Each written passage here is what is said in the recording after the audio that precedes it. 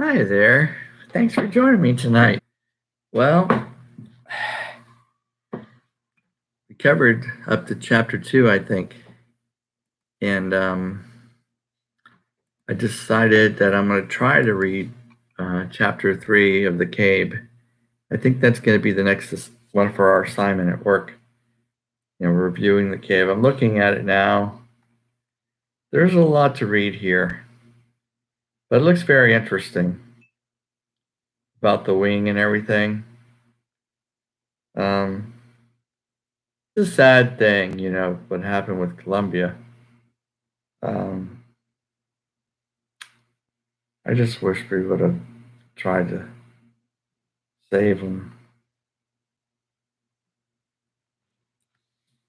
Kind of sad.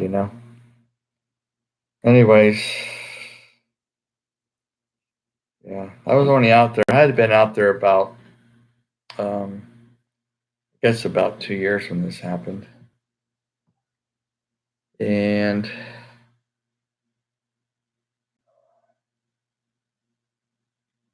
I think I told you the story before about how I questioned about why don't we fix the towels? Why don't we fix the foam so nothing falls off? It just didn't make any sense to me that um, this foam should keep falling off. And then I remember a friend of mine telling me the day of the launch, they said, yeah, they saw a piece of foam. I was there after the launch. I had a friend that, you know, told me that. And then the same day of the launch. And um, then I didn't think anything of it, you know. I just kind of went on my way, work as usual. And I figured, well, it's a piece of foam. And I remember, that they told me this was a couple years before or a year before, something like that, a year and a half before. And I told them that I looked at the process. Well, does that fix the process? And they said no, but the foam doesn't really damage anything. And I said, well, why don't we fix it anyways? Why would we keep allowing foam to come off? And that was the answer. It didn't damage anything. And then I went home that night thinking, well, they know what they're doing. They've been doing this longer than me. I was only out there. I just started working there. This is my first year. And then after the second year is when the foam hit. And then I was taking classes for master's degree over there and our class was over there by US 1, and we all left the class and we went outside to hear the sonic boom, because when the shuttle came in, the sonic boom would go off, and we were all standing out there and we didn't hear anything, but they said they were coming in for a landing. Then I guess one of the people that I was with, she started crying and screaming because I guess she heard from someone that it was landing over in near Texas, crash landing in Texas. So here we are at the CAIB. I'm gonna read this, and but this is good to read about the accidents, and I got to try to keep an open mind, because now we're going to be launching, going into the moon and Mars, and we don't want to have anything go wrong. But this is a little different. The Columbia is not the same. The Columbia is crashed on landing. It didn't crash. It wasn't an accident like the Apollo. That was an accident that happened on the ground during testing. So I want to go over that one too, but I don't know if I can find the reports, but I'm pretty sure I can find them somewhere. Same thing. They have a CAIB for Columbia Accident Investigation Board for the Columbia, and then they had one for the Apollo 13, not Apollo 13. That's a good one too, because that accident was caused by something that happened on the ground, Apollo 13. And that could have been, we could have lost them, but thank God we didn't lose them. So that's a good one. That's something that happened on the ground that damaged some hardware, So when they were in space, it ended up failing, and that's why they couldn't land on the moon. But we got them back, thank God. And then Challenger was one where that was on liftoff, the O-ring, and I mean all of them are related to the ground processing because the foam, put on the ground. So I shouldn't say that the Apollo 1 is more related to ground, but that one's during testing, so that would be all of them. I'll be reviewing all of these probably extensively.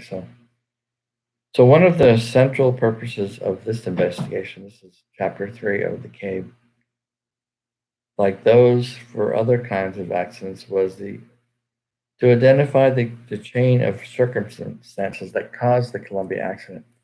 In this case, the task was particularly challenging because the breakup of the orbiter occurred in hypersonic velocities and extremely high altitudes. And the debris was scattered over a wide area. I forgot to tell you, I went out there during the shuttle Columbia recovery. I was out there, part of the team, and it was like they described. Moreover, the initiating event preceded the accident by more than 2 weeks. The initiating event preceded the accident by more than 2 weeks in pursuit of the sequence of the cause. So, in other words, the foam strike happened, before they landed.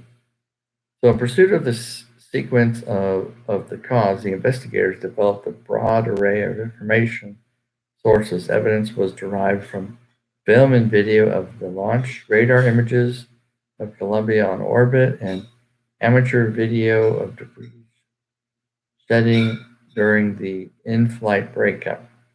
Data was obtained from sensors on board the orbiter. Some of the data was downlinked during the flight, and some came from the onboard recorder that was recovered during the debris research. Good thing, thank God we recovered that. Analysis of the debris was particularly valuable to the investigation. Clues were to be found not only in the condition of the pieces, but also in their location, both where they had been on the orbiter and where they were found on the ground. The investigation also included extensive computer modeling, impact tests, and tunnel studies. Excuse me.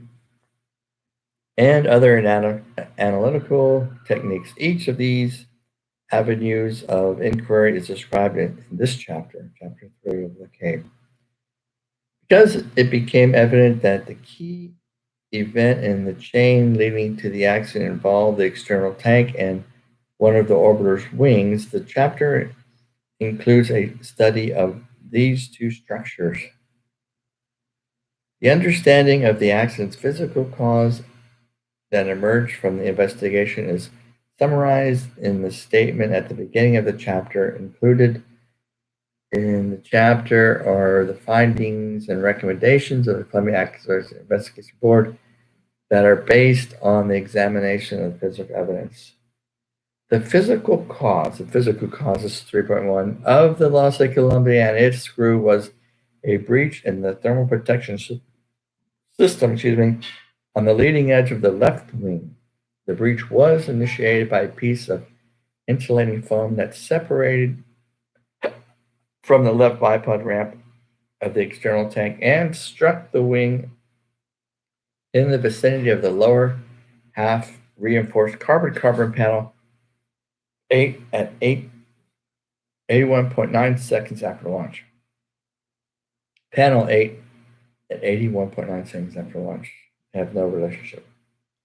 During reentry, this breach in the thermal protection system allowed superheated air to penetrate the leading edge insulation and progressively melt the aluminum structure of the left wing, resulting in weakening of the structure until increasing aerodynamic forces caused loss of control, failure of the wing, and breaking up the orbital. And they show a picture of figure 3.1-1, Columbia sitting on the Launch Complex 39. The upper circle shows the left bipod ramp.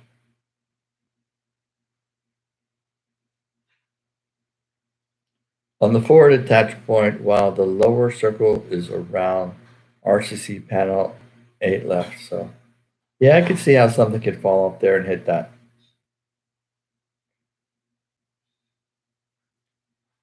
Okay. Now we're in section 3.2. This next one is external tank and foam. And I'm going to stop here. I decided I'm not going to push this. I'm not going to try to read 20 pages of this. I'm going to read maybe 1 page at a time. Let me see. We spent 10 minutes here, and that's enough for me. I'll start again, another one, 3.2, the next time. That's okay.